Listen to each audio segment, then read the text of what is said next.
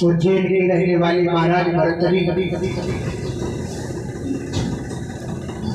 प्रजा को भी मानते हैं और प्रजा से बढ़ करके अपनी स्त्री को मानते हैं।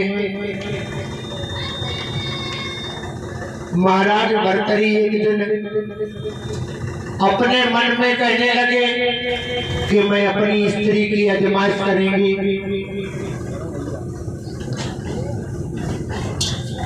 भर्तरी इस समय अपने मंत्री से कहा है, चलो महाराज आज हम और तुम शिकार के लिए चलते हैं।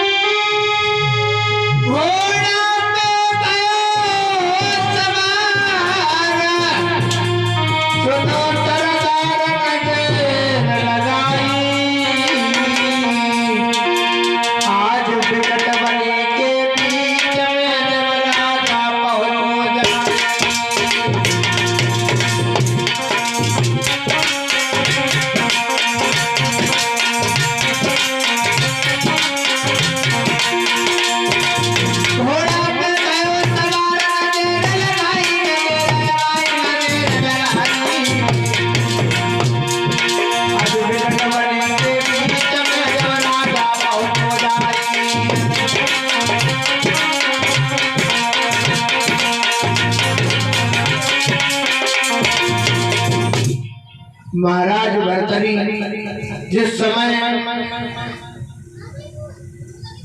शिकार खेलने के लिए जंगल में गई, तब तक उन्होंने एक नई बात देखी। एक निर्धन इंसान और उसकी पत्नी साथ में वन में जा रहे थे।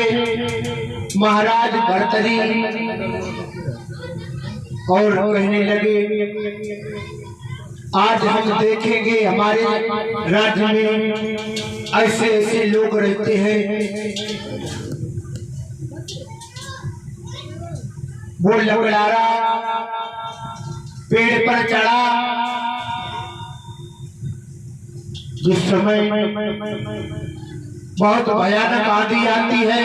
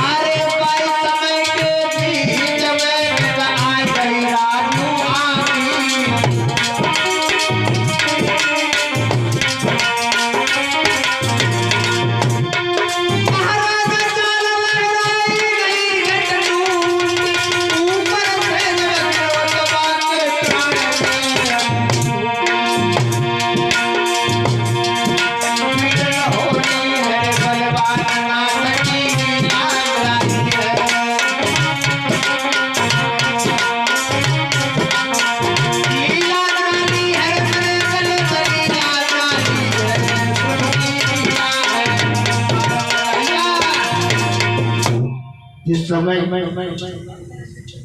वो रोने लगी, महाराज भर्तरी एक झाड़ी में छुप करके देख रहे हैं, अब ये क्या करेगी। जिस समय वो रोने लगी,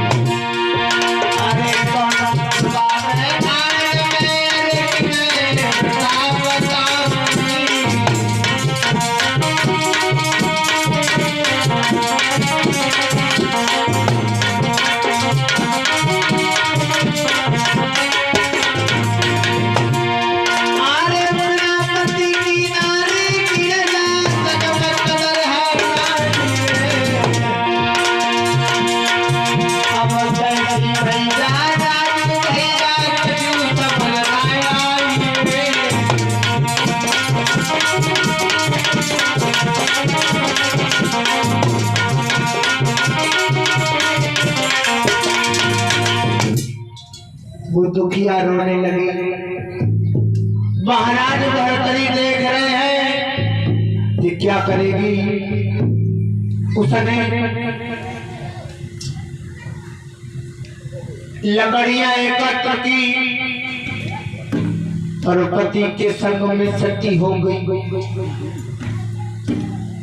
जिस समय महाराज भर्तरी आए अपने घर में और कहने लगे,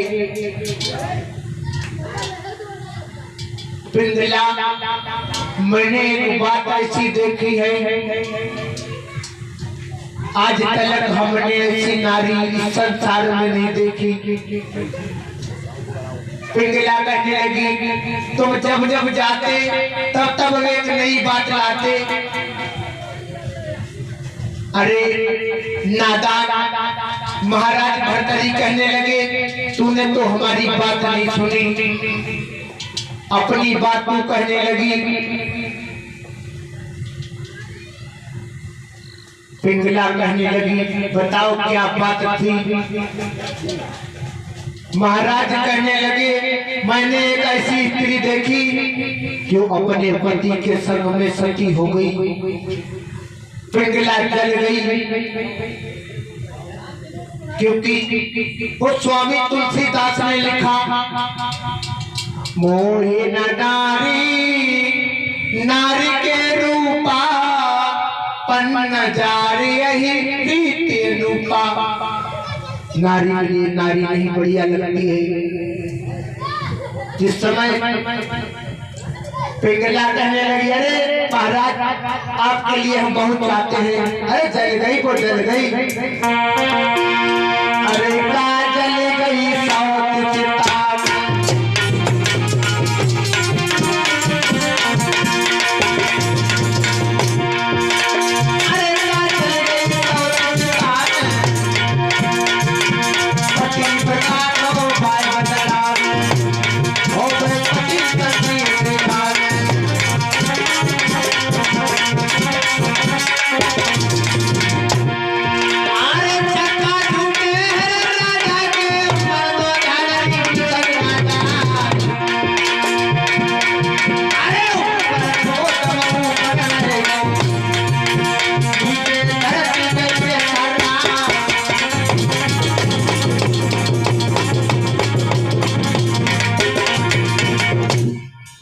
महाराज कहने लगे, हमने ऐसी स्त्री देखी, संसार में ऐसी स्त्री कोई नहीं है। पिंगला कहने लगी, अरे प्या, जब जब तुम जाते हो तब तब एक नई बात लाते हो। चलो, अरे जल गई वो जल गई, चलो खाना खाओ। महाराज भर्तरी सोचने लगे, मैं अपनी स्त्री की आजमाइश जरूर करेंगे एक दिन। पिंगला बड़ी होशियार थी, उसने एक चंदन का वृक्ष अपने घर में खड़ा कर दिया था। वो व्यक्ति नाम सुन मेरा में तो सारी दिया जाओ, तक बकरी के कोई चारा ना चले, फिक पौन दी